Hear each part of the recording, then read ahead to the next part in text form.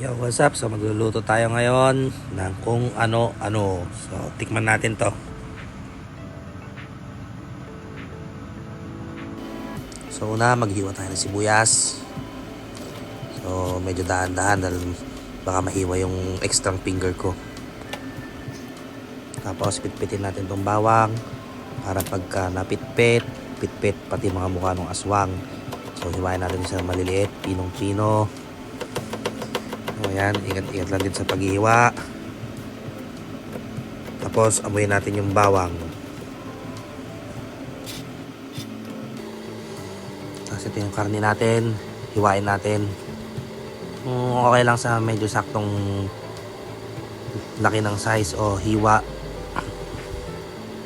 So may diskarte sa paghihiwa ng karne. Kailangan meron tayong hawak na kutsilyo. So yun yung pinaka-diskarte dyan. So yan, hiwa-hiwain na natin ng sakto yung isang subo. Nakita nyo naman kung paano tayo maghiwa, may kutsilyo, di ba? So yan yung mga diskarte. Yan, magpainit na tayong mantika, ilagay ang bawang. So medyo pa-browning lang natin siya ng konti. Halo-halo yun, may tumalsik. Parang pigsang pumutok. Yan na yung sibuyas.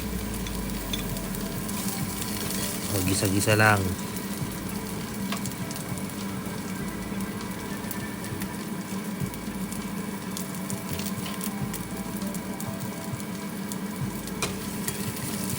So pag brown na siya, tulad yan,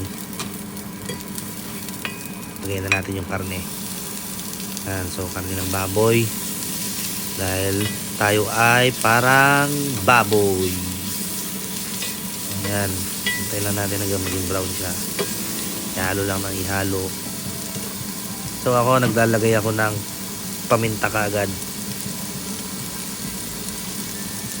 Maglalagay ako na talaga niyan sa una pa lang. So yan, ihalo lang natin. Hintayin natin hanggang maging brown. Brown pig. Ay, step pork.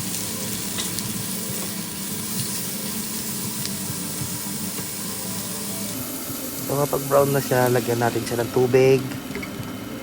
So konti lang. Mga 1 cup. So hintayin lang natin siya hanggang matuyuan yung tubig. Tapos lumabas yung oil niya, yung mantika ng baboy.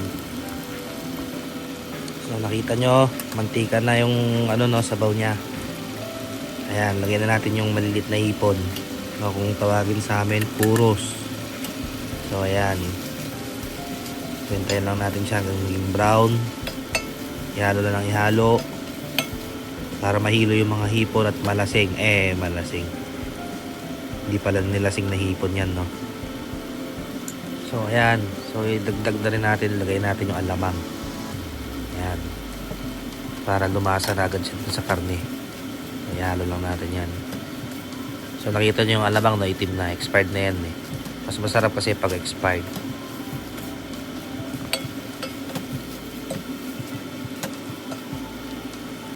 Tapos lagay ang sili. So ito ang pinakamahiwaga sa mga lutuin ngayon. Kung wala yan, di masarap ang niluluto natin. Lalo na sa mga manginginom. Kailangan ng sili. Tapos lagay natin itong mushroom. So ayan, mahilig tayo sa mushroom eh. Alam niyo naman yung size natin, parang mushroom lang. So ihalo nyo lang yan.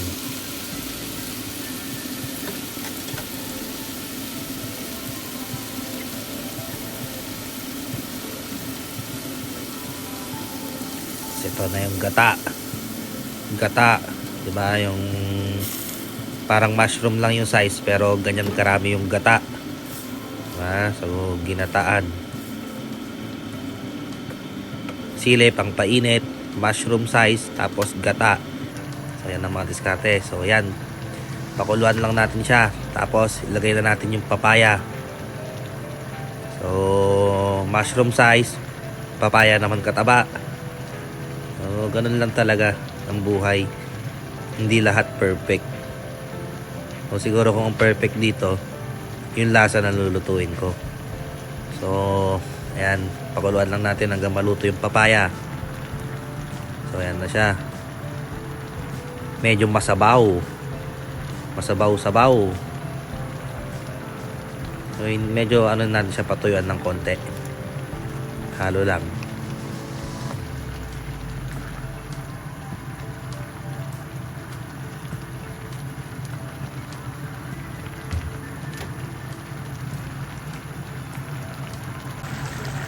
Tapos Knorr cubes, hindi mawawala yung Knorr cubes, no? Para magluluto tayo. So kailangan natin yan talaga. Para mas lumasa yung lulutuin natin.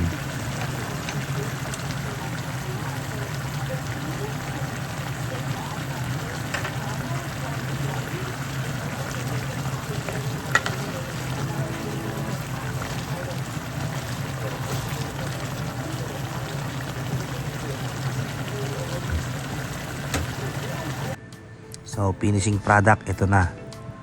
So, ayan.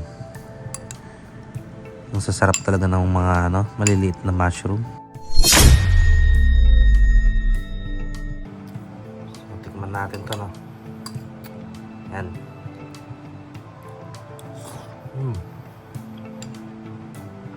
Up.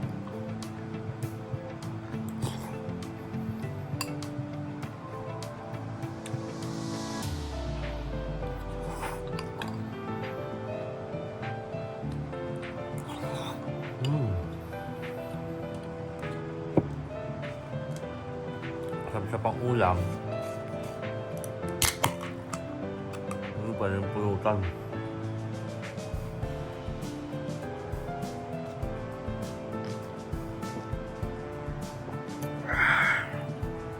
Sarap.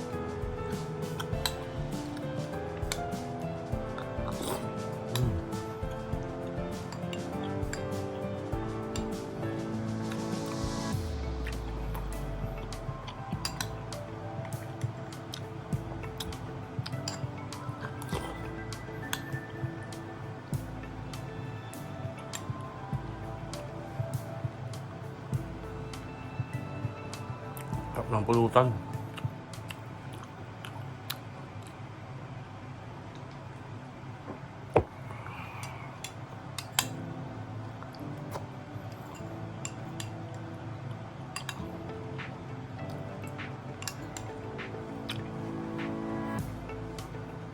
Bali, ang pulutan nga pala ito, no? Isa-isa lang yung pulutan natin.